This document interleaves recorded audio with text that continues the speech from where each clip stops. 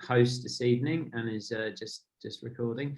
As per normal, this is try and help make sure that we provide a little bit of some opportunities and some stimulus to be able to give you guys some tools, hopefully, and some little opportunities to improve on the basis that very soon you'll be getting back and getting wet and splashing around in the briny.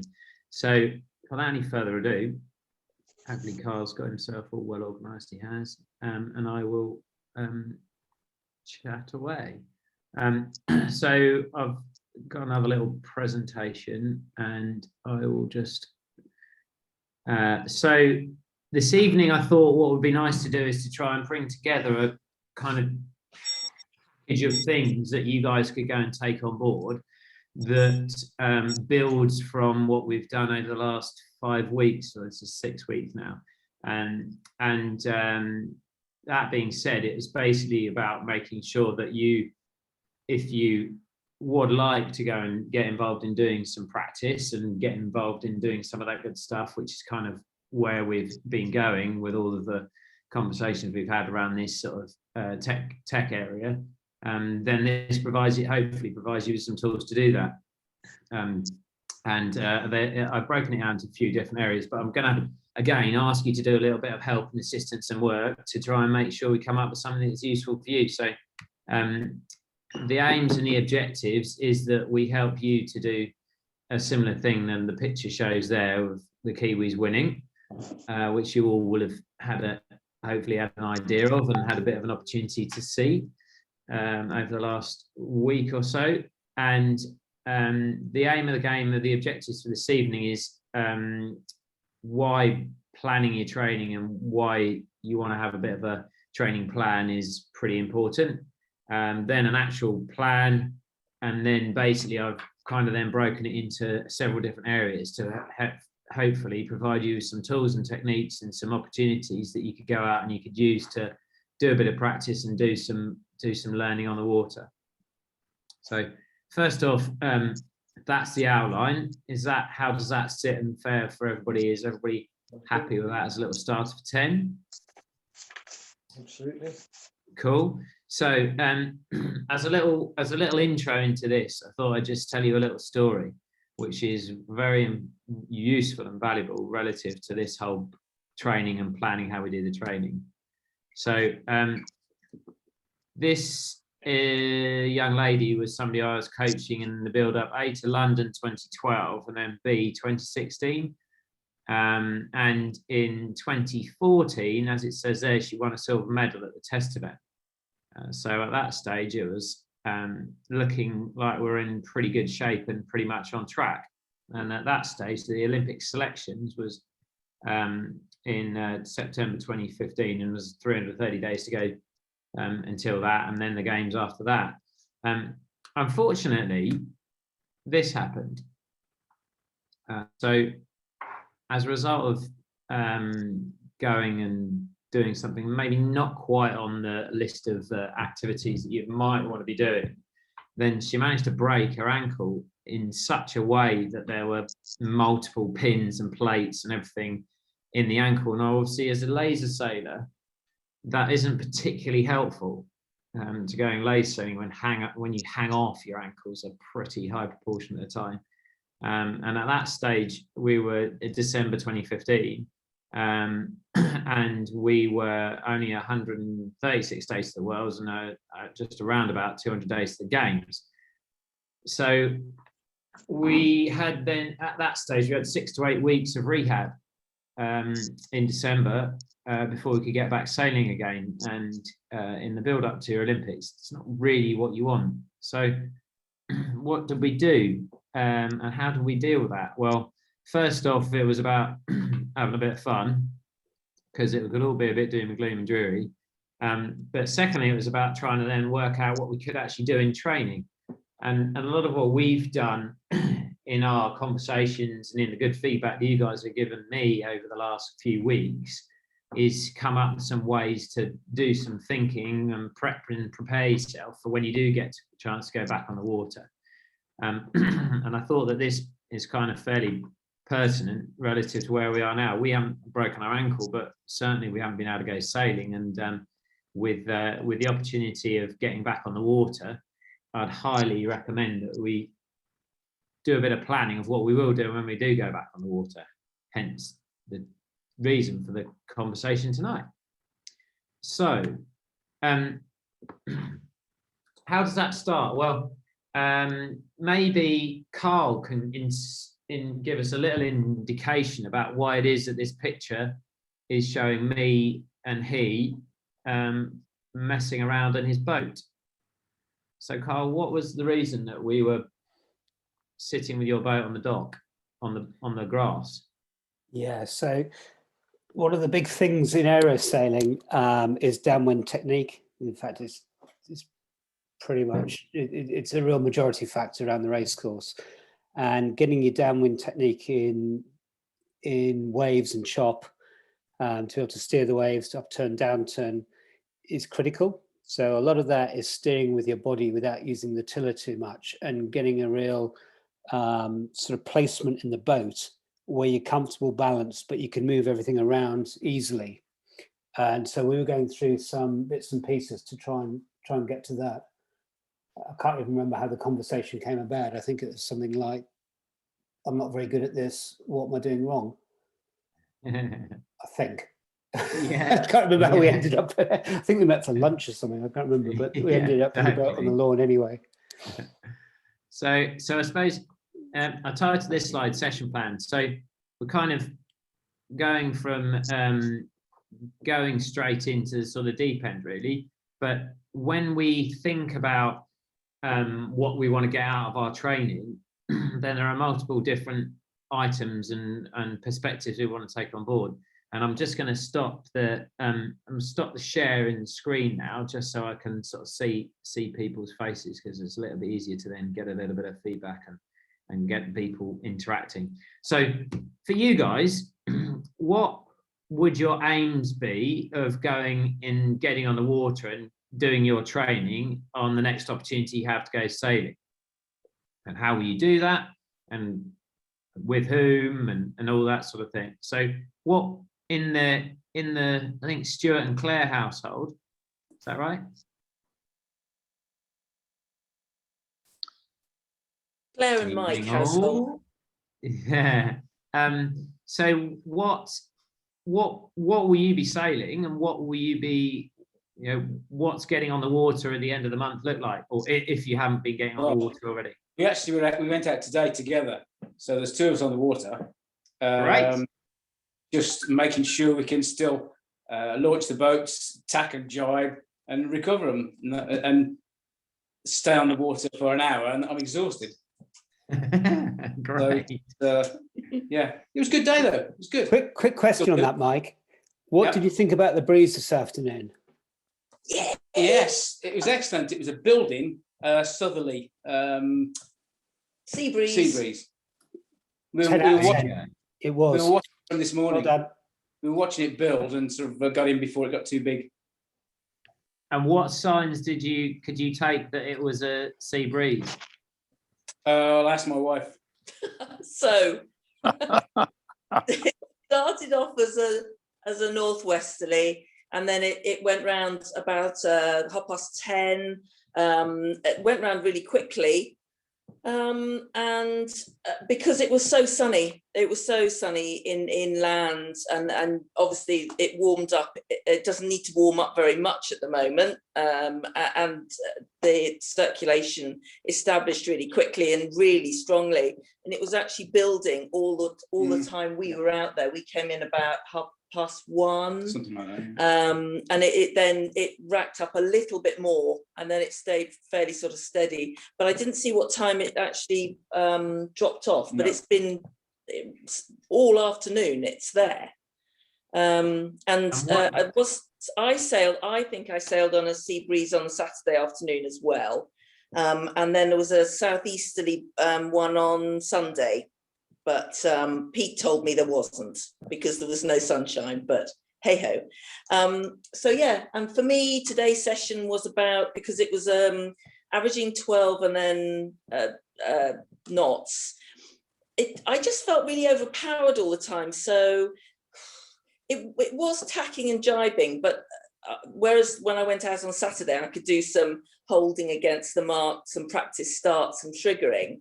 Today was much more just about tacking, jibing, feeling not super comfortable, but just having to do lots and lots and lots of them, and sequence where I was doing my hands and my feet and, you know, all of that stuff with the boat. Good. That sounds great. There's a very rich texture of things that you've described there, so that's excellent. What is interesting about what you were saying is some of the words and some of what you described in what you were doing. You know, where I was putting my hands and my feet and the feelings of those sort of things. So some of those aspects are super crucial to us when we think about how and what we learn stuff, because the more kind of color we have to each experience around the skill development, then the better it is. The stickier it is, as I think I've said in previous weeks, the stickier it is to us when we come back to remember it again and use it again.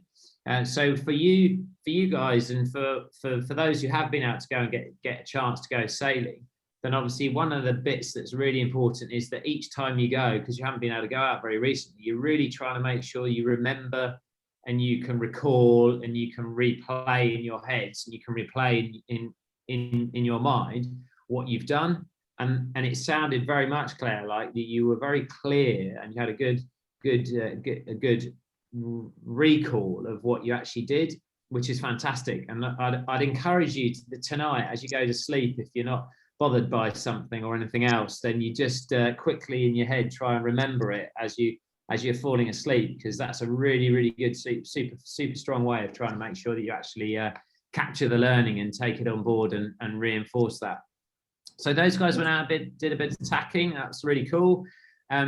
So I suppose, you know, and what were you, what you just went out, just the two of you? Yes. And did you set a plan of action of what you were going to do before, and, you know, or were you going to go and were you going to meet up with anybody else? No, there was no plan. It was just to get out there and make sure I still knew which was starboard and port. And yes, but that's the first time Mike sailed his skiff for almost a year. So whereas I had been out 2 days before in the laser, so for me it was about, well, I thought I would also like to find the marks. The marks have just been laid, so it's always useful to find out exactly where they are. Sure. And yeah, so to set them some triangles and just do, you know, tacks and jibes with nobody else around. Good. Sounds great. Sounds like you started getting the momentum. So if I just flick back to the screen share, let me do that one, then I can hopefully keep you guys in the side of the. Okay, let's just keep you guys over here. The reason I put the picture of Carl and I messing around the grasses, when we're thinking about what we're trying to do and we go training, then we have the best experience for learning when it is that we've kind of pre-prepped our brains for what we're going to do, and then gone and developed an outcome of learning relative to that. And these are the things down the left are some of the things that help make sure we actually come away with a really good learning experience, you know, and also partly it's just about making sure that you can ensure that you've got people with you that are going to help test you and push you and encourage you and make it a better learning experience. You know, so being really super clear on what your aims are, you know, who and how many other boats there are, and then really clear on what the drills are. And obviously now we are spending quite a lot more time on Zoom calls like this, then obviously it's a great opportunity to just check in with the people you're going to go out and you go training with or whatever, and do a little night before, or, you know, a little Zoom briefing to get yourself in a position where you can have a really clear plan of what you're going to get out of on the water. Just remembered a bit of background to this picture. Yeah. Now I've put my mind to it, and it fits in better with what you're saying, in that we were training for, it was a time when we couldn't sail the sculpin together. And one of the things we'd identified we wanted to get right in the sculpin as well was downwind sailing. So we're using the areas to practice the feel and the turn of the boat. That was it. That's what led to this session. Yeah. Because we were doing a lot of work. We were doing a lot of training in areas at the time on a sort of Tuesday evening Yeah. or something, Wednesday evening. That was it. And so, Carl, what and so I sort of here, you know, demonstrating the drill on land. So, what was the benefit of doing that? What was the outcome of that you felt you benefited from? Well, having done it? The first thing was you could fix it in real time. Yeah. I mean, I don't get much one-to-one coaching, and when we've done it, we've maybe been in a we just haven't had any one-to-one coaching in the area. And it was really easy with someone stood there to fix the problem really quickly. Yeah, that worked. So one of the other things I've done with people in the past as well is. Sorry, Hugh, I've just muted you. Sorry, I meant to mute myself. Sorry. So one of the things I have done in the past, which has been quite fun, is and a really good drill for people is, yes, it's important to try and, if you haven't gone sailing for quite a while, I think I saw Richard Lilly post a video back in the first lockdown of him with his skiff in his back garden doing some tacking drills just in the back garden with the boat tied to the trolley. And you know, it's really, really impressive how much benefit that actually makes, because your brain's really good at, you know, imagining that you actually are on the water. And one of the things that is actually quite useful, which I do with kids sometimes, is you get one kid to sit in the boat, and then all the other kids with you. You pick the boat up whilst it's, you know, off the trolley, and then you get the kid who's sitting in it to do their body weight side of things, and the others who are holding the boat get to react. And it's amazing how much more you realise the force with which you have and you use and you can put into the boat when it is that you're on the receiving end of somebody sitting in a boat and rocking and rolling around it. So maybe when we get a chance for everybody to get back together, it might not be quite so possible in our folk boat, but in some of the slightly lighter dinghies, we might have a little go at that on the lawn just to see how it all is. So why did I want to flag that one up? Well, because what I'm keen to do is make sure that when we talk about training, is we actually get to practice what is best practice, and we get the muscle memory right. So if we can get the muscle memory right, which is basically what we're doing in this picture here with Carl, then there's a much higher likelihood of us actually making the transition to doing the right thing on the water at the right time. And then on the water, there are less, you know, there's less training from first principles. It's kind of a little bit more ingrained. And so when you then do go on the water, you get feedback. Your feedback helps you reinforce what's good and bad. And then when we come back on land, we then get a chance for that adaptation to happen. So what I'm keen to try and do is to help you guys understand and make our own training plan, basically like a power hour for you guys, so that when you do go on the water, if you have an occasion to do like Sarah and Stuart did, then basically go out, really make use of the time. So we have a wonderful benefit of having a really cool environment to go sailing in, and as we all know, then and as I mentioned to you in a previous occasion, you know, when we do practice makes us better because it reinforces the neural network between our hand and whatever we're doing with our hands or our feet or whatever, and our brains, our brain activating the neural network to be able to tell us what we want to do. And so, you know, what's our opportunity? I've given you a little start of a 10. What could we do in terms of developing our own training plan to occupy the time and to maximize the learning time when we go sailing out of Leamington? So what might we be able to do as we sail out of the river? Obviously in the chat, or so Claire and Mike, sorry, in the chat, or just unmute yourself and say, how could we use our time most efficiently as we sail out of Leamington to get out to go and do some sailing?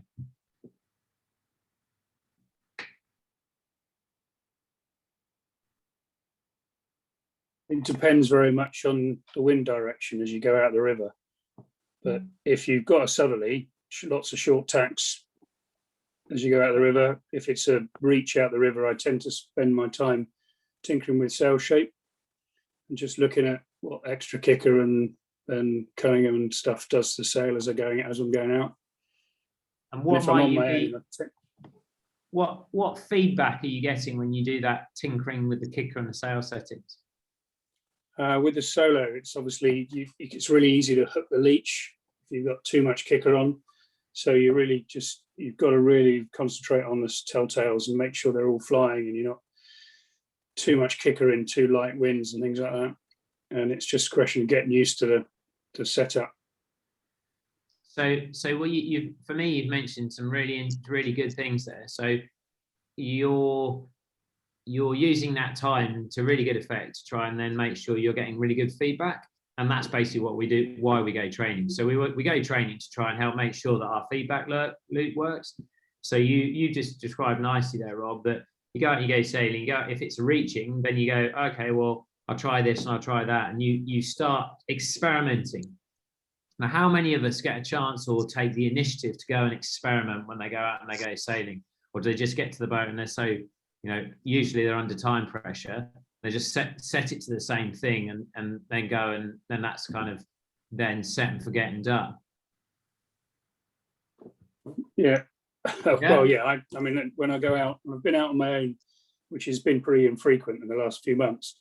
I'd try and just do a little windward leeward or triangle, very short legs. So I've got lots of boat movement, but also I'll go upwind, set the watch and go upwind, tack every 30 seconds, every minute or whatever.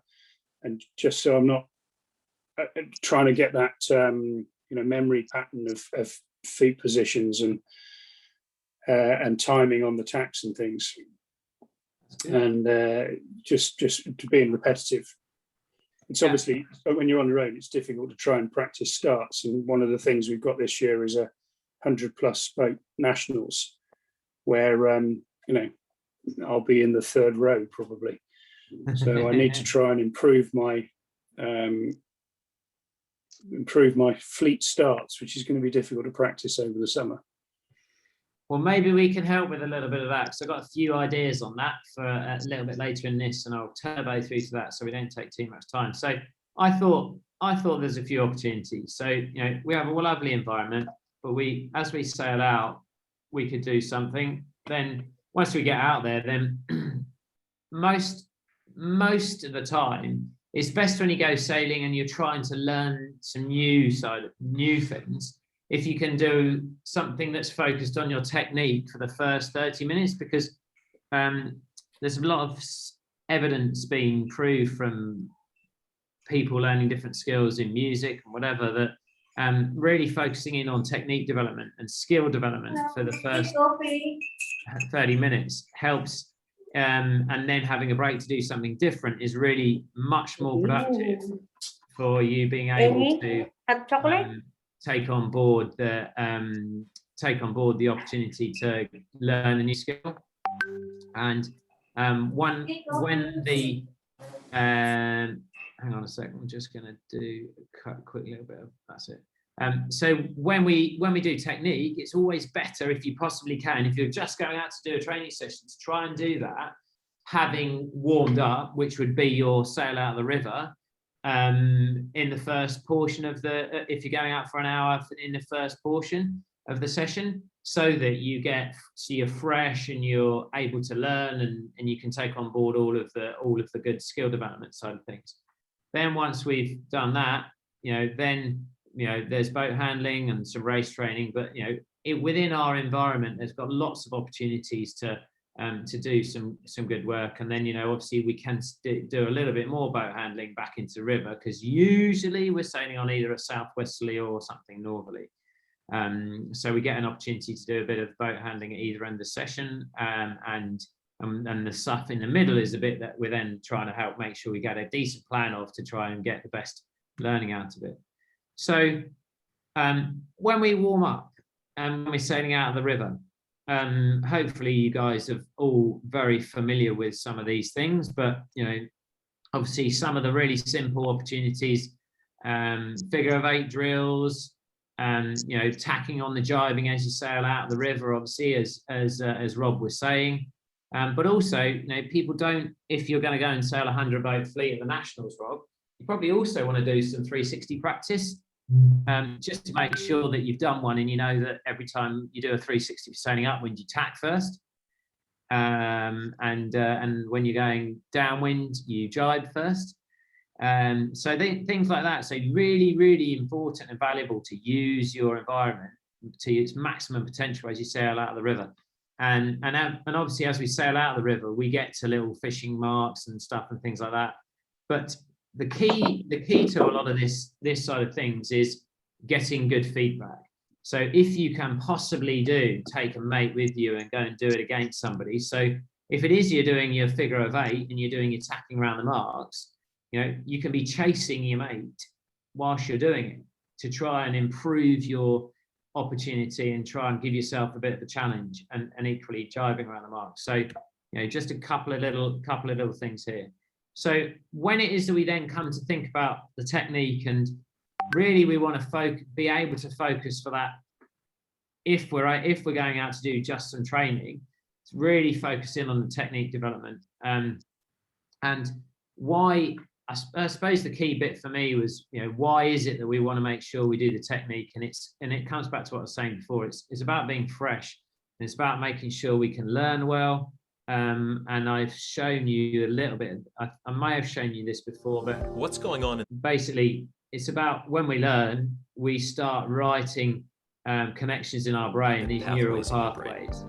And when we make these neural pathways, basically, as we practice, we end up making those pathways from being like a little random journey through a forest from A to B to effectively, and in the end, being a motorway and then a super highway. And basically what happens is that as your brain gets better and more used to training and practice, and and we often also call it muscle memory, then that muscle memory allows us to use our grey matter to then do other things, i.e. make decisions. And, you know, there's some big research being done in musicians and violinists particularly, who spend half an hour practicing, or maybe 45 minutes, but then they'll go and sleep for 90 minutes. And the reason they sleep for 90 minutes is because once they've done this skill development, then they need to give their brain a chance to do the adaptation. It's a bit like when you're going with your personal trainer to get fitter. The physical training session you do is only as good as the recovery that you allow your body to have before you then give it its next stimulus. So hence the fact that violinists will train 3 times a day. They'll do a 30-minute session followed by 90 minutes sleep, or 90 minutes to do something else, followed by another session. Obviously, they're professional players of music, so they've got to go. They do that for a living. But for us, the reality of it is that when we are learning skills, it's like the left picture there, and when we're much more proficient, it's like a super highway with lots of good connections between the neurons, and that's why we train, and that's what we're trying to do with our training. So the key bit is about gaining feedback, you know. And for us in our training environment, sailing in Lymington, you know, how do we get good feedback? So how do you get feedback? So Carl, how were you able to get feedback on the adaptation that you had from doing the muscle memory stuff on land in your aero when you went back out on the water? Yeah, so there's groups, there's sort of 5 or 6 areas of training on a Wednesday evening, just on very short courses, multiple starts, with some downwind element to that, and just trying to see how you got on against the others. You know, if they'd been well clear of you before, had you made any gains on them? Yeah, were you staying in touch? And so, how else did you gain feedback? What else did you do to try and capture what you were actually doing on the water? I was filming everything as well.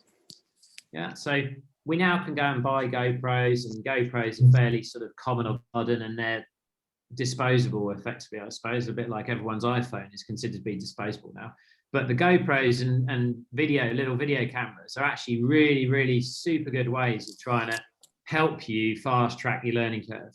And sighting them on the back of the boat, like you saw in the picture of Carl when he was doing his little land drills earlier, is a good way of trying to capture boat handling and how we're steering and all those sort of things. So Catherine, in your Scorpion, for your nationals approach, then when you get straight back into the boat, when we get into this this training in the end of the month, then maybe you could borrow Carl's video camera or whatever, and for the first bit, or if you've got your own one, then you could go and video your tacks and jibes, and Claire and Mike, you know, maybe you could go and video your tacks and jibes next time, such that you get a chance to then come and look at them afterwards, because the visualization that you get from viewing yourself in the moment of doing is super, super valuable and important.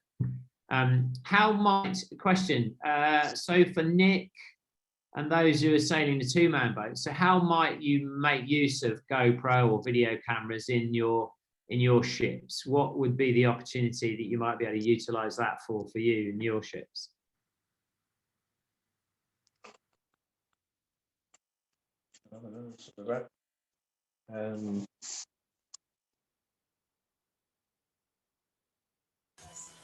I think for me it would be every aspect of it, because we're not very good.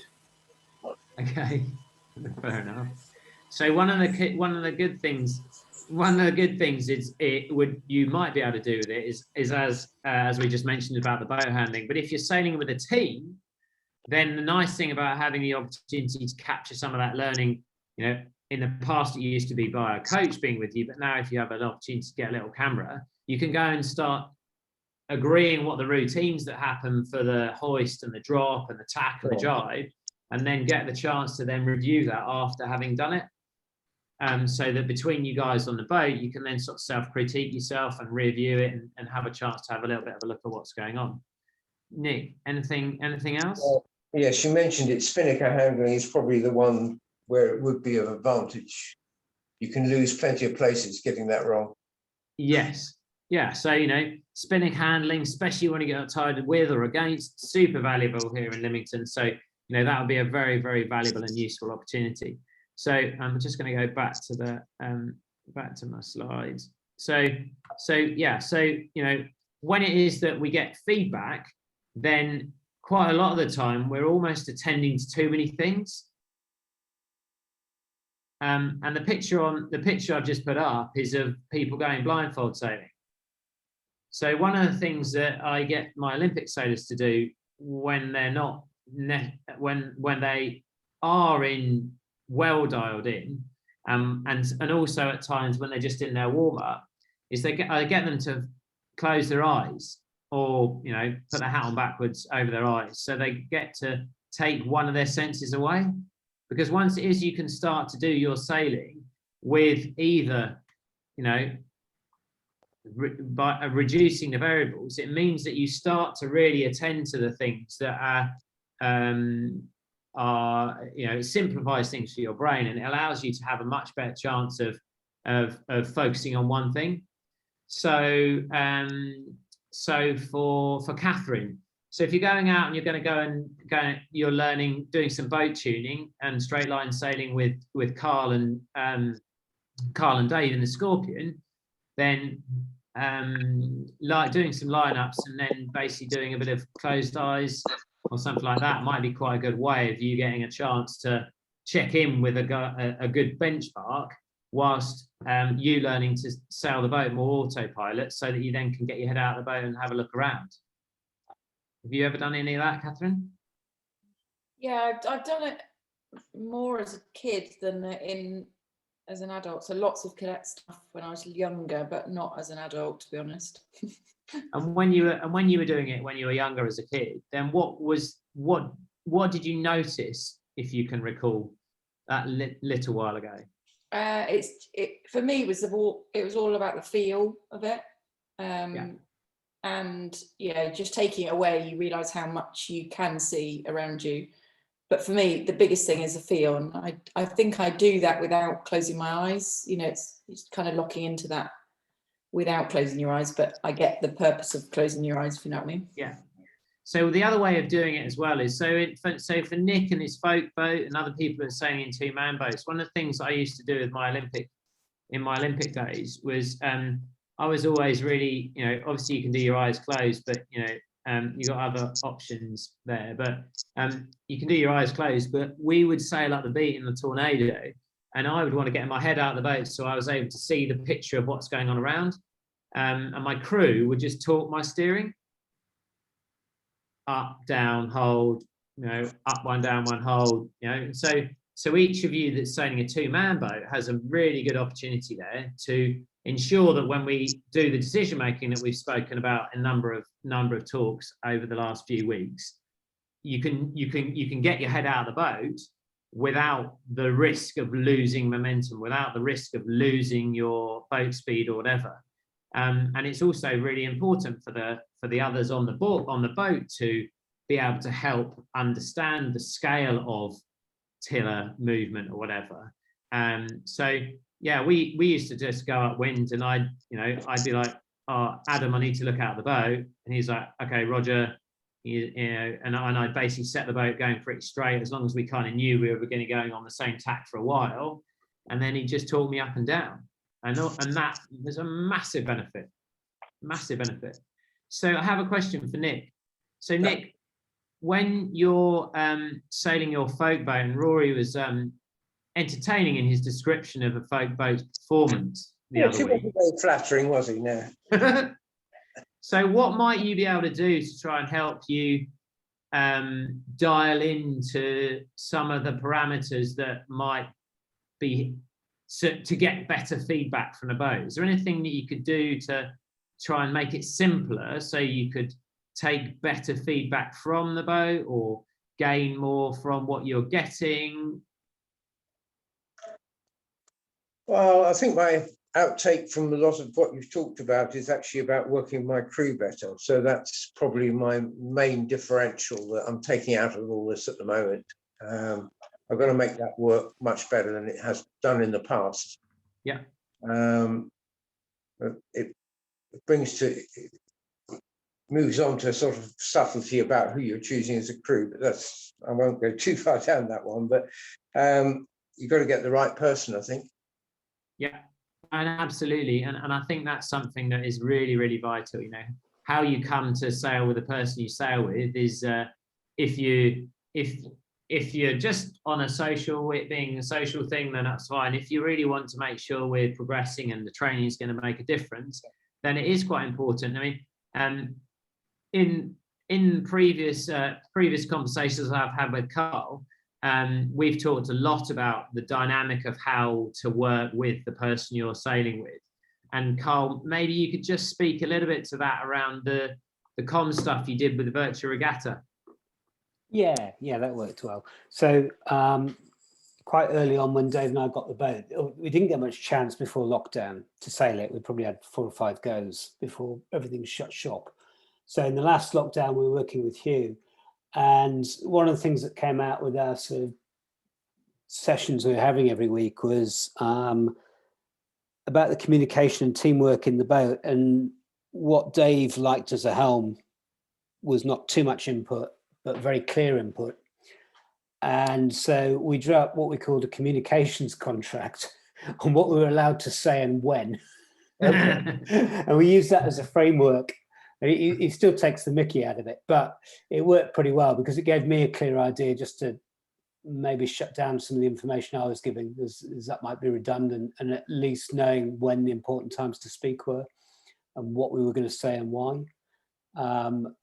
And we haven't had many races to really put that under test in pressure, because a lot of the time we're training, we're maybe having discussions at the same time as training because we're kind of debriefing as we go. So it's really hard to know how well that's worked yet. I suspect we'll do a few more goes of it before we get back on the start line. So the bit that was interesting about that experience with the guys was that basically, you know, that was them kind of addressing some of the elephants in the room. And that, for me, talks quite strongly to Nick's point there about, you know, the team he's sailing with. And for those who are sailing double hand, it's about being super clear about what roles people have in the boat. And this piece around, you know, reducing the variables. So you really dial into the aspects that are fundamental to making a boat go fast. and equally talks to the point of what we're talking about this evening about planning, training, and having drills to run and do. It's really valuable and really important that people are clear on what we're trying to set out to do, and then really clear on what the feedback they want and who's going to be doing providing the information. If I go back to a couple of talks ago, we were talking about decision making, we're talking about the roadmap, and we're talking about rules of thumb. So all of that stuff is important to have established with your team. And yeah. Can I add to that? I mean, I was exactly that. Is I say this as sort of anyone that I'm coaching or working with, or when I've been in my own teams of 3 and 4, is get everybody on the same program. Absolutely, get all your team to watch these videos, Nick, and discuss them between you and everything else. And so you're all coming from the same information and from the same place, like Hugh says. You all understand what the roadmap means. For instance. Well, the dynamics changed in the last year because we've gone from sailing as a threesome to 2. So actually the dynamics changed. Well, that makes it easier a bit. A little bit. And a bit harder because you need 3 of you to. You're sitting on the front downwind then. Well, we don't use spinnakers, so we're 2 white sails out. Oh, I see. Oh, okay, you've gone continental. Yep. Ah, right. Anyway. So the nice bit that Carl's just sort of reinforced there for me is this importance of kind of knowing the roles and responsibilities within you and your team.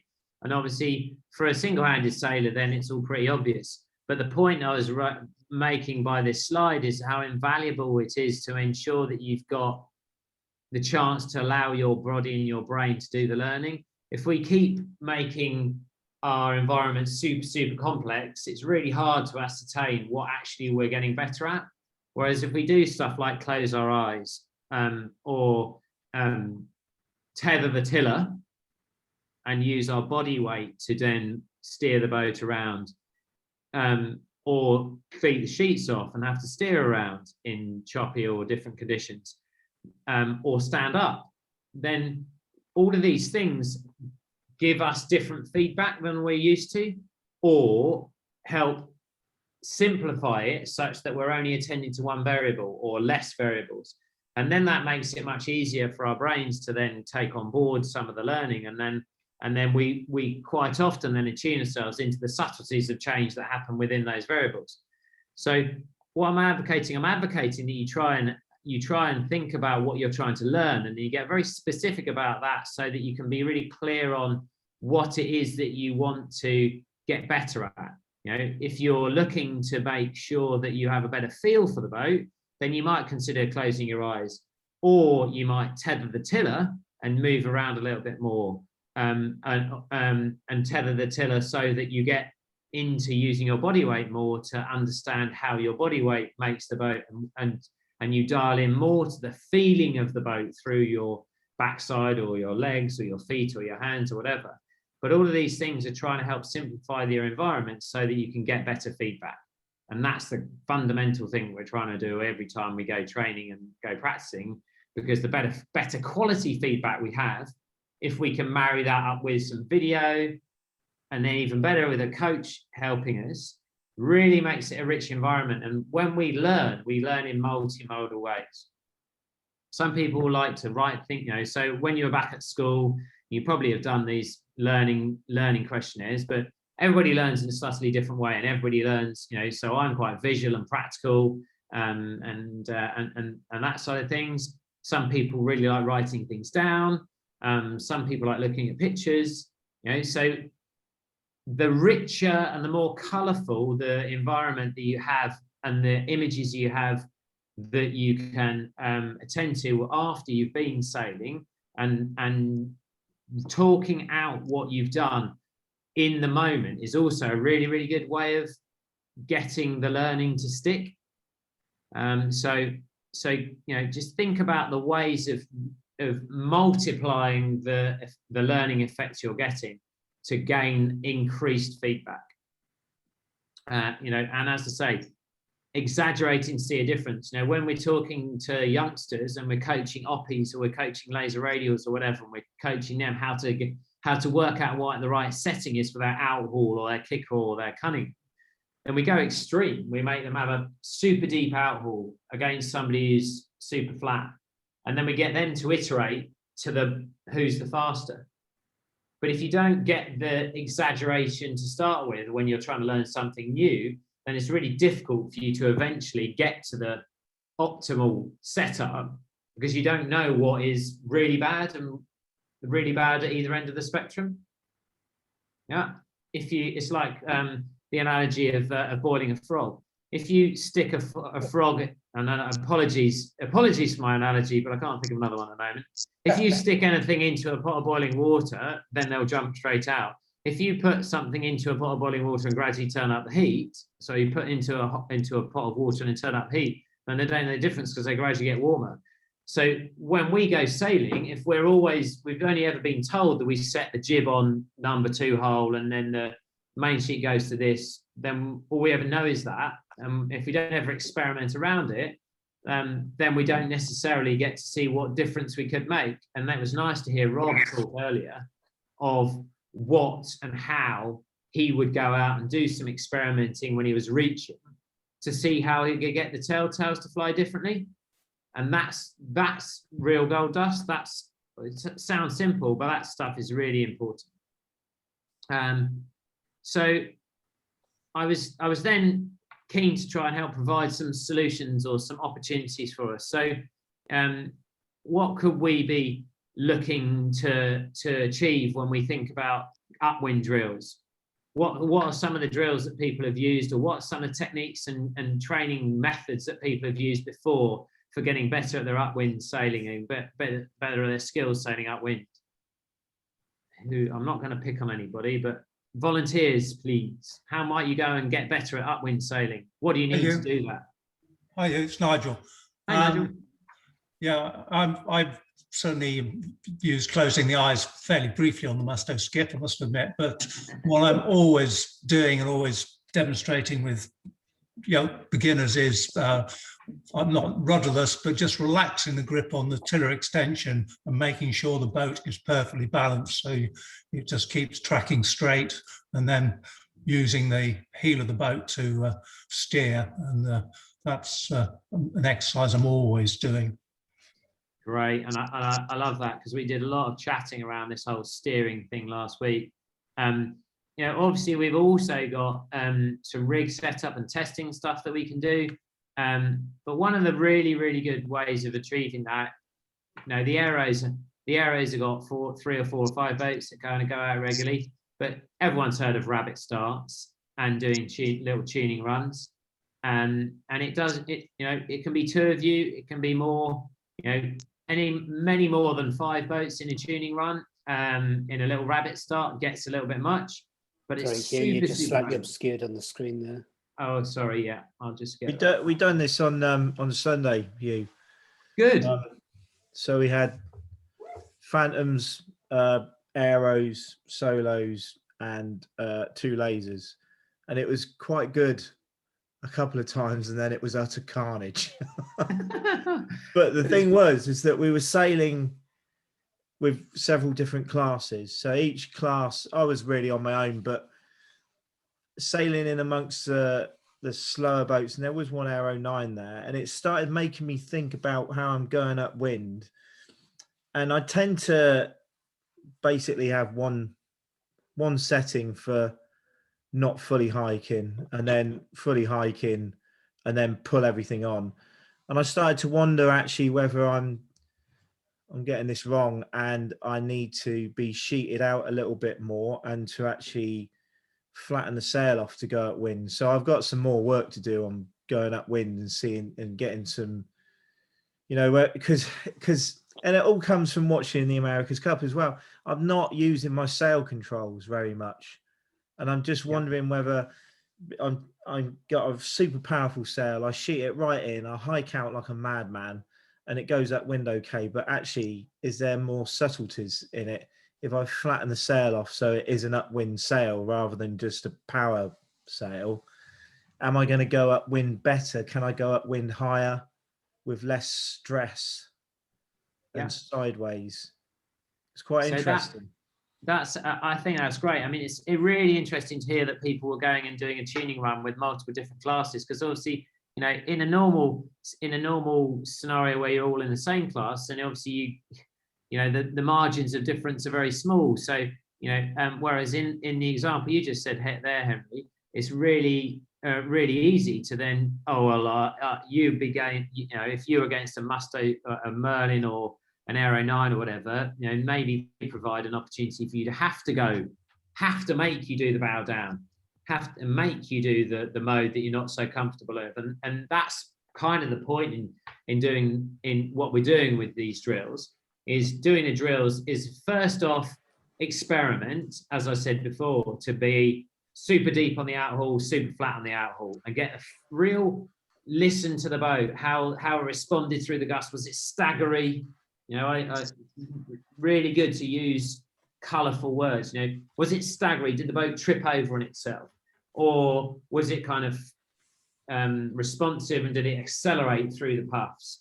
And that kind of comes into the next point here is, you know, could you do, you know, what could you do bow down, and could you then do a high mode, you know, and how do you do that? So in these tuning runs here, you know, your port or your starboard tack boat comes across, so your starboard tack boat comes across and tacks above, and then you got a good benchmark there. You can go and sit and you know, and what I suggest is that the people in the middle try some, you know, people on the edges start trying some stuff, because it's always harder for the people in the middle to live the tuning run because they're squeezed basically. And the great thing about doing these little tuning runs is the fact that you quickly get to see the errors in what's going on, or on the opportunities when you are doing stuff well, because you'll step out and you'll get a chance to make a gain. So what are some of the other ways of doing it? Well, as Henry said a little bit just then, let me just try and slide this out of the way and get this out over here. So when you're doing a tuning run, then, you know, you could agree between the three of you in your arrows, right, well, I'm gonna stay constant, be Mr. Average for this first tuning run, and the guy above is going to put the bow down and try and foot over you, and the guy below is going to try and pinch. So you provide multiple different opportunities to learn and to develop opportunities and have a richer feedback environment by doing that. So just a couple of things. So then I had some questions, you know, so if it is that we take Henry's little proposition there, let's do a little problem solving for Henry. So how do I get faster on our rig setup when I'm going upwind?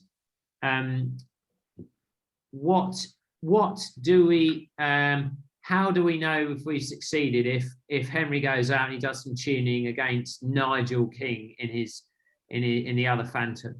So how are we going to get some feedback? How are we going to make sure we can get to be faster and learn some stuff about the rig? Oh, I mean, if you've got a steady wind, you can use your compass to see how high you're tracking, how high you're sailing. Yeah. And then if you've got two people out, of course, one can, you know, have one rig setting and one the other. Yeah. So, you know, so when you go out, one of the things that's really good to do is, you know, if you've shared your rig setup tuning guide beforehand, if you've got an open relationship with the guy you're working with, then you go out and you go and basically make sure that all the settings other than one variable you're going to try is the same, such that when you do change that variable, when you do change the thing that you want to see if it makes a difference, then there's an opportunity for you to see the iteration of change and see how that is. If you've then got somebody either watching or the GoPro or whatever taking the footage, then you've got a chance to repeat that by watching it later on as well. So, but by being clear on your agreement with who you're going to train with beforehand, and then being really clear on the drill you're going to do, then you can get some really good, super good feedback. So worth having a training buddy. And I know Carl and Dave have done some work with Catherine and the other guys to really just get to that stage where you can know that when you do go and line up, you are doing it from a basis of kind of a standard setup or a solid knowledge of where you're at. So Carl, maybe you could just enlighten the others. So how did you go about trying to do get that tuning side of things sort of sussed and sorted. In terms of through the training partners, or just Yeah, through sort the of training general- partners. Yeah, okay. So we haven't really had many chances with this. I think we managed it. We managed to get everybody together once after one of the races where I think we had 4 scorps out, 4, maybe 5, and we got everyone to line up and just have a go against each other and have a look. So it's really to try and get everybody motivated to get into doing it. Then of course everything shut down afterwards. So the ambition is to get everyone doing that again as soon as we can, really get out in the water. And same as we're training in the arrows, lining up, somebody's high, somebody's low, somebody's in the middle there, with any number of ways of trying this. And what's going, somebody sits with a mean setting, and we try extremes either way. We have fairly similar numbers as well. So race Yes, we do, because we're light, don't we? Yeah. We're all very similar. Yeah. So I think that's the bit that when we go Olympic sailing, that's what we're trying to do all the time. You know, we're trying to really be clear on what's different and what changes, so that you do ascertain the subtleties between how deep is too deep and how too flat is too flat. And you know, and obviously when you guys go sailing against a heavier team, then it's really important that you know how to adapt your rig and manipulate your rig to be able to do that, because you guys are sailing at significantly different body weight to the other guys, and you therefore have to, you know, even within how you set your boats up, you have to know what the iterations of changes to the depowering setup are. So Henry, you know, when you go and do your next bit of tuning, if you could do it against Nigel, so that you've got as minimum variable changes as possible. But equally, if the Merlins are a good pace for you upwind, it's always and that's a pretty constant, or the Scorps or whatever, then actually there's no harm in you doing it against somebody else. They're always a good challenge. The big the problem that Nigel and I have had is that his foils are very different from mine, and I think he struggled with them upwind. So I just sail away, and we don't really, get to know what's going on. The good news is that he's getting exactly the same as mine. So the rig and the foils are almost identical, and then it's just the subtleties of how we set up, how we sit in the boat. So I'm just going to show you, whilst we're just talking about this. So one of the things that is becoming apparent to me in the Olympic world at the moment is how important it is to get people to have that really rich feedback. And in order to do that, what we've been looking at in that environment is a piece of software which helps take some. Can you see? Let me just share my screen. Which basically takes the output from your GPS watch, and it will do some flash bits of numbers. So can you see a Word document there with some pretty pictures on it? Yeah, it's good. Yep. Yeah. So if you have a Garmin sales pitch, Garmin watch that does GPS, then your Garmin watch does GPS is able to use a piece of software on it on your mobile phone called Garmin Connect. Through Garmin Connect, you can then take the GPS file, and it's possible now to stick it into a piece of software, which then produces this report. So this is yesterday's training that I did out in where I am at the moment, and it gives you some. It's just off a watch, right? So it's not super accurate, but what it does do is, as an example, in this leg 2 race 1 here, you can obviously see where people went, which is pretty blooming handy to see, to bring some color to some of the stuff, and why Jeff might go offshore, and why Henry might do a similar thing, and why the arrows might go to the right, etc., etc. So it provides an opportunity, for your tracking to become, and some of you obviously are aware of Strava, and you can do it with Strava, but this piece of software helps give an idea of some other additional numbers, which can be quite useful. And it also can do some numbers around tack maneuvers, and your top speed and your bottom speed in maneuvers. So we're using this to try and help just make an explanation. So my sail is a Swedish one, the red one. So in this particular picture here, she was obviously pretty good on starboard in the first part of this run, but had a really good piece on port through the latter stage of this beat. High and fast, obviously a little bit of a left shift, but you know, really good at that point. And so what we're using this for is just A, to try and check in with how people are doing, B, for people to understand where they went on the racetrack and why, and have a better colourful discussion about it, but then also to help understand a little bit more about people's, and I'll just come down to a bit more of the downwind. Yeah, so for the likes of our aero sailors and our single-handed sailors, the track on this sheet here, the lineup 3, was a long downwind. That's saying leg 1 of race 1. Is that what you mean to show us? Hang on. I don't think it's looking right. It's not looking quite right. Hang on. Let me just try and reshare another screen. 2 seconds. We've got all the top secret data there. Yeah, absolutely. Yeah, I'll have to commit Harry Carey. I'm hopefully trying to show you. I'll tell you what. Lineup 3 we can see. Lineup 3, yes, exactly. Yeah, cool. Right. So this was a 10-minute downwind we did. And whilst it just looks like a load of squiggly lines, downwind VMG is whatever, but basically the benefit we took from this was, you know, just gives you an idea of who was, you know, in the laser radial, 0.1 of a knot is quite a big difference. Means you can get waves and carry on keeping waves. But the interesting thing for us is about when it is that people were fast.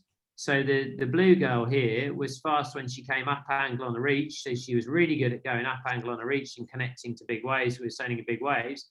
And then the red girl, which is the sailor I'm coaching, was generally a bit better, sailing a little bit more by the lee. And so she was gaining her pace by the lee. So just starting to help us have a better idea about where it is the opportunities lie for the improvement. And as you can see here, for the red trace, in this area here, it was white, right? So really not very good at doing the up angles, but much better at the down angles. And that helped us with some of our debriefing to be really clear on the opportunities that came out of that learning session on the water, because in the moment, it's not always super easy to be clear on which bit was good and which bit wasn't. And once you start to get some of this feedback, then it makes it a little bit easier. So this, as I say, the output of this can be achieved through the use of this bit of software which is called Rexy Gold, using your GPS watch. You don't have to use. What's it called? Somebody asked a question. The software is called Rexy Gold. It's made by and I'll show you the. I'll try and show you the. If you go onto the website, if you go online and type in Rexy Gold, you should be able to find. Oh yeah, got it. Yeah. So there's a free trial period that you can run with it, and then after that you can there is a bit of pay to play, but if it is that this type of thing floats your boat, then it could be worth doing if you're super keen on winning the nationals or whatever, etc. But I just thought it was a useful little tool that people might be into, because now most people have the chance to have a GPS watch, and then it's not too difficult then to take the output of that and then start getting some decent feedback. And it's not having to have a full set of instrumentation on your boat, and it literally is just your boat, just your wristwatch on your wrist. I'm aware of the fact that I want to just try and crack through some other little drill side of things. So I've got you some tools to use for when you go on the water. So I'm going to just flick back to my presentation and quickly charge through the rest of some of those drills, just to try and make sure I've had a chance to just crack on with that and give you some more actual tools to use. So downwind, obviously rib follow my leader into a downwind, and also but you know, obviously you can do that as a group, and again, what do we want to achieve? Same thing. but generally in Lymington, we're either looking to sail well with pressure patches and how you sail to pressure patches, or sailing in the choppy waves and all that sort of things. And how do we do that? Well, I suggest if you want to get better at sailing in pressure, you might look to do it by doing some eyes, sailing along and then doing a bit of eyes closed sailing to see if you can feel the boat difference when you sail into a bit of pressure, so that when you get to come to do it when you're racing, you don't have to look at the boat so much. Or tether the rudder so you can use the boat heel a bit more to steer the boat downwind. So there's some little drills there. Starting drills, I don't know how people capture their information off the start, but I'm just going to play you this little bit of animation here. Sails along the transit. Right, so if you sail the transit to the starboard end, start the lay line, come down, sail the lay line and get a lay line sight through the starboard end. Point at the land, sails up to get the bias. Then that gives sailing this lay line here and getting a transit through the committee boat onto something on the far shore will provide you a really, really good way of knowing this lay line, which is absolutely vital if you think you're going to start at that end and you might be involved in some tide or some drift. If you then sail on to the 90 degrees to the pin end, you'll then see if this distance here is equal to this distance here, then it's a square line. And if you then sail dead downwind, you can then double check your, get the transit again. Oops, sorry. You can then double check your line bias that you did at the start before you then sail down to the starboard tack lay line for the pin end and do the starboard tack lay line for the pin end onto a landmark on the shore, and then finish off with your back transit through the line. So this is what's called the H routine, and it's something that match racers in normal conventional keel boats use to try and make sure that in one routine they've got all the information they will need to start with before the conditions change.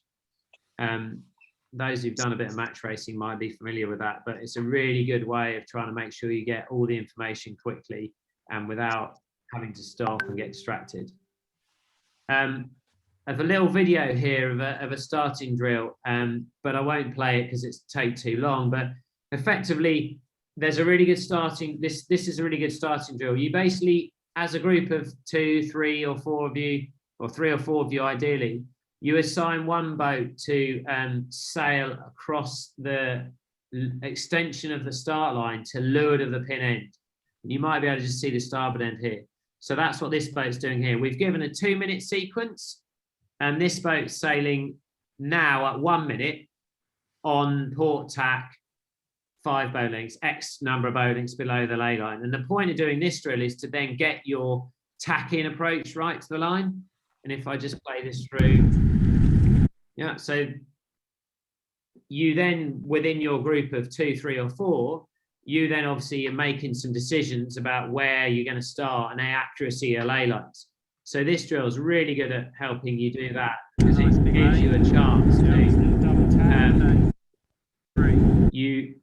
2 minutes gone, a minute, one boat is on the port tack reaching and then makes a call where to go, which is this guy, and then the other guys have to basically follow in and then tack relative to, and then you progress up to the line, and it's all about your time and distance and placing to lay lines and then approaching the line. You sail off the line, you sail for a minute to verify who's done well, and then after a minute you then bear away and sail back down to start the process again. And over a radio or between you then agree on another 2-minute sequence, but by running the kind of circular, bearing away, sail for a minute, bear away, come back down, get parallel with the line, X number of boat lengths below, start below the pin end as one boat, and then tack up. That provides a routine that allows you to just keep running this whole drill and get better quality on lay lines and then tacking in relative to somebody by making, So that's quite a good one. Then everybody, we've already heard somebody mention the trigger pull. and that's, you know, you get 3 of you, you line up, so the person in the middle counts 10 to 0, and in the 10 to 0 you're allowed to go from either head to wind, or if you start off being on you start off being on like starboard tack, and from 10 to 0 you're allowed to do your boat maneuvering to try and close the gaps, and on 0 you have to sheet in and go. Yeah. So you don't need a start line, you don't need a coach boat, you don't need anything, you just need 3 of you and a count, and it can be 10 seconds, it can be 20 if you're a keel boat, but like that's a really good way of getting that slow speed boat handling control, of doing your last, what we call the falling leaf approach to coming off the line. So it's a good one. Starting drills, pick a mark, sail up below it, reverse back, tack, sail up the other side, reverse back, and just repeating that. Super good for your slow speed boat handling control. Keel boats, absolutely just the same as dinghies. No reason why you shouldn't be able to do this. Obviously a little bit harder to get going backwards, but being able to reverse well is a really important skill. Really important to be able to know equally when you're starting to lose flow of your foils and how to then get it back. And then the one on the bottom here is the old double tack. You know, so if you are on a start line, you have got a little start line, then racking up and then practicing the ability to do a tack and tack back for the dinghies, really valuable. And equally, you know, reversing out, tacking, coming in, double tacking, you know, reversing out and coming back in to hook somebody. So work with your mates, get the opportunity to do that sort of stuff, and really useful. And then the last starting one that I really like is what we call a 4-minute rolling. So you set your starting watch to 12 minutes, you start 3 times in that 12 minutes, and the last one you race. In that 4-minute sequence, after your first 4 minutes, you hold off the start line for a minute to see how well you've started, and to make the people who've not started very well have to hold in a bad lane, so they get the practice of doing that, and then jibe out and come back around. And effectively sailing for a minute gives you about 45 seconds back, and then you're basically into a 2-minute start sequence. So that one's really good at helping you get the discipline of holding a lane off the start line. Really super good at that. And then the third one, you obviously change it, take that into a race, you go out around a little mark and then back. That's pretty good. Then we just developed another little one yesterday, which was quite a nice little one. Basically, it's a following into a leeward mark. So one boat leads into a port hand round leeward mark rounding, and 10 seconds later the next boat goes, and 10 seconds later the next boat goes. And the whole point of the drill is that you are trying to catch up the boat in front. So you do your little upwind, which isn't too long, you bear away, and you do a port hand rounding for the first rounding, and then a starboard hand rounding for the second rounding. And the point of the drill is the windward leeward is fairly short, so you're getting the drills on the boat handling maneuvers under pressure, and you get in a starboard and a port rounding at the leeward mark. But also by having somebody only 10 seconds behind you, it creates quite an incentive for that person to try and catch you up, and it pushes you, but it also spurs them on to try and get faster and get better. So that one's quite a good little drill. If you want to keep practicing your windward marks and your leeward mark approaches, then a rabbit start into an offset windward mark is really valuable. We call that windward mark mayhem. I'll just put this out of the way. So, you know, either starting with a big bias to one end, with a long tack starboard tack to do, or a long tack port tack, really valuable for helping practice that holding lane, and also to create full carnage at the top mark. And likewise, you know, trying to do leeward mark and have lots of traffic coming into leeward marks, you know, either a follow my leader on a reach into everybody, you know, one person who's sailing whistles and everyone bears away, so you get lots of boats all approaching a mark all at the same time, is equally a really good opportunity to get people to come together and to do some really good learning in traffic. And then last but no means least, this is obviously something that Nigel and Nigel will be very familiar with, the gut buster. So off the start line, 4 tacks, round a mark in the middle, full 360, 4 more tacks, round a wheel mark, hoist the spinnaker, number of jibes, drop the spinnaker, round the mark, hoist the spinnaker, number of jibes, down round the lower mark, and do a lower mark. If you're super keen, that's a good one, but you probably need to have had your Weetabix before you do that one. And I suppose, that slide didn't go quite so well, but basically I was keen to finish on how we as sailors in our club can really maximise the opportunity to go learning. You've heard some little insights from drills that I obviously am very happy to share with everybody, and there's a good book that I'm happy to send a link to, which is called Drills, which is written by a Dutch guy, which I've taken some of this stuff from, the graphics from. But my suggestion is that we each need to develop our own little power hour, so that when we go out, like Claire and Mike did, then they've got a structure to the plan that they're going to go and run, so that they can then not have to think too much about what they're going to go and do, but they can think more about what feedback they're getting and what they're learning. And, you know, this isn't a bad starter for 10. This is a British sailing team starter for 10. 20 tacks, 20 jibes, 5 minutes each tack for some boat speed. 5 straight sets, 5 drops, 5 jibe sets, 5 jibe drops, 2 penalty turns, 3 practice starts on starboard, 1 practice start on port, a bit of reversing practice, a bit of double tacking practice, a bit of holding position relative to mark, and then finish off the gut buster. Now, if you manage to get that all into an hour, I reckon you're doing pretty well. Yeah. But my eagerness for you is to generate your own version, so that you've just, when you go and have a chance to go and do some sailing and have another chance to go and do some practicing, if it is that we can't necessarily get straight into racing straight away when we get back on the water, you've got something you know for sure is going to get you one step closer to winning that national championships or succeeding in the thing you want to do at the club, whatever it is. I think that's probably enough. I realise I've been talking quite a lot in the last bit, but hopefully those drills have given some insights into what can be done. And obviously this talk will go up online anyway later, so you can have a look at it in the future. Brilliant, Hugh. Thank you very much. No problem. Does anybody have any further questions or any explanations they'd like, or anything else you'd like to look back at? I've just had another thought on the 2-boat training.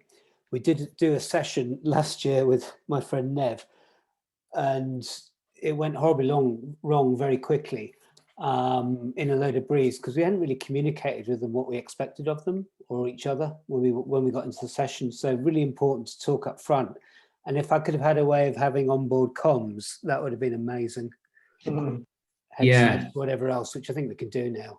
And just to keep everyone in line and what you're doing, why you're doing it. Don't just wander off into the sunset. It's over by then. So certainly one thing that Tony and I have spoken a little bit about, and that is something that I do use every now and then. And I have a set at home, so it is something that's super valuable. It does take a little bit of getting used to.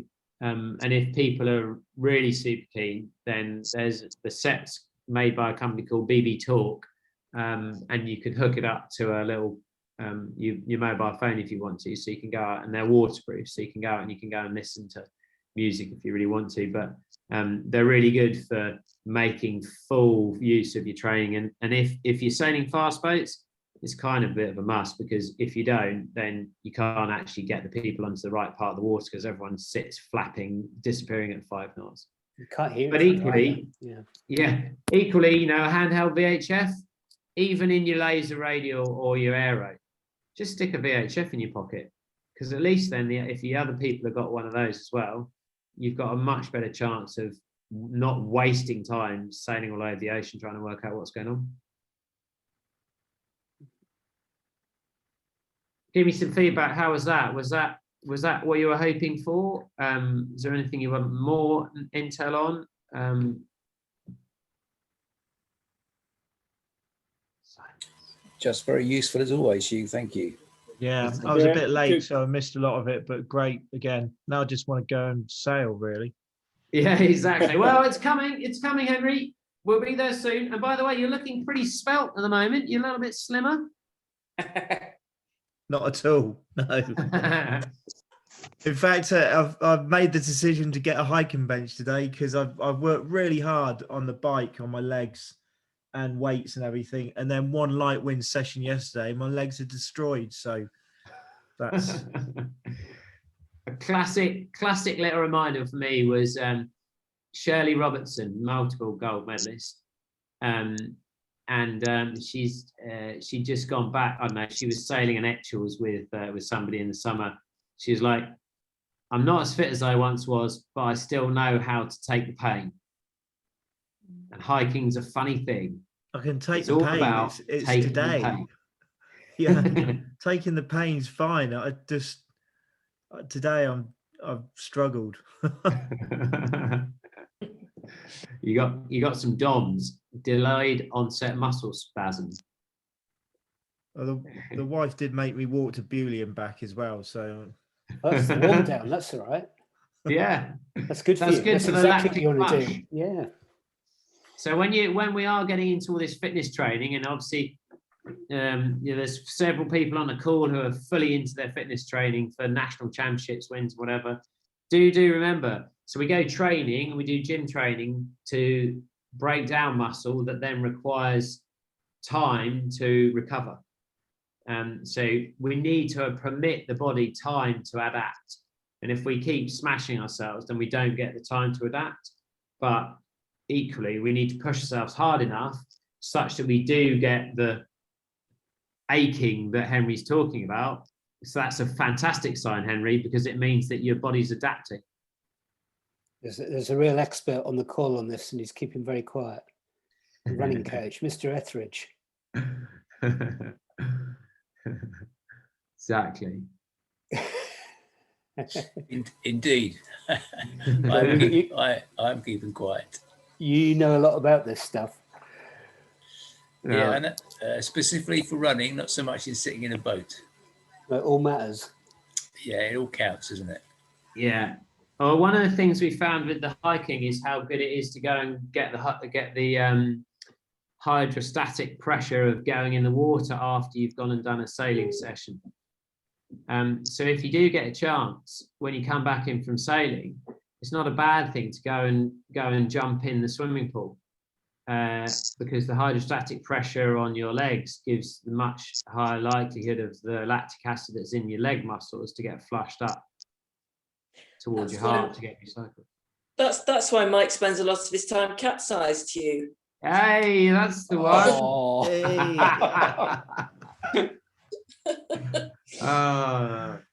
And that's the whole ice bath thing, you know. That's why a lot of the athletes. I mean, Paul probably tell everybody that I'm barking up the wrong tree, but my understanding is that the hydrostatic pressure helps make a bit of difference. So obviously, bring all your dustbins down, fill them up with ice water. When you come back off the water, jump in them. We have to have all the showers turned to cold, won't we? Yes, exactly. Guys, I'm going to love you and leave you if that's okay. But hopefully that's been good. I really look forward to seeing you on the water soon, and get your power hours going. Thank you. Thanks a lot. Thank you. Thanks, you.